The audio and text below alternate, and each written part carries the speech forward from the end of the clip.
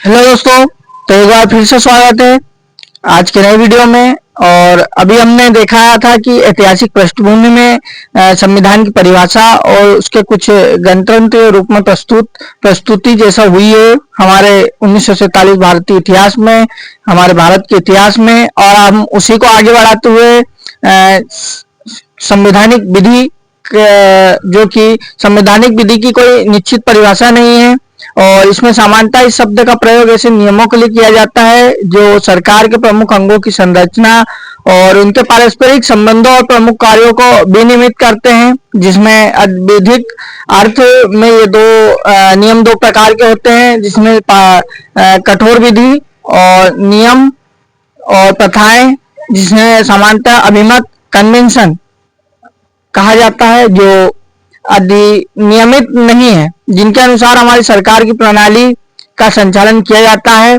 ये इस अर्थ की विधि का भाग नहीं थे कि उनके उल्लंघन के लिए न्यायालय में कार्रवाई की जा सकती थी।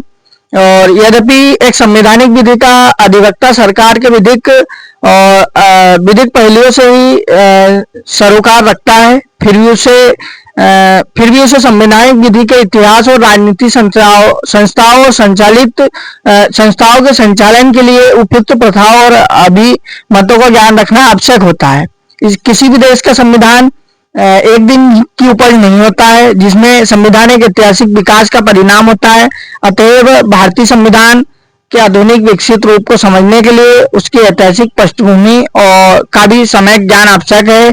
ऐतिहासिक प्रक्रिया और के सम्यक ज्ञान के बिना हम संविधान को भलीभांति नहीं समझ सकते हैं।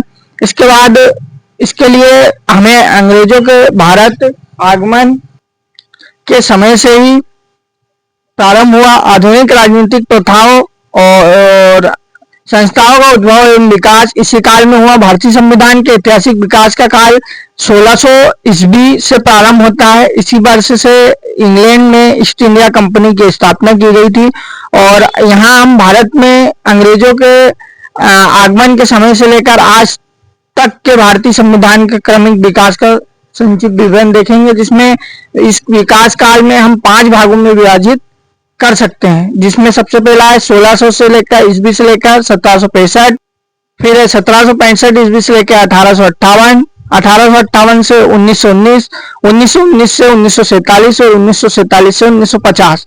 तो दोस्तों इनको कुछ भागों में विभाजित करेंगे हम, वीडियो का बड़ी होगी इसके लिए।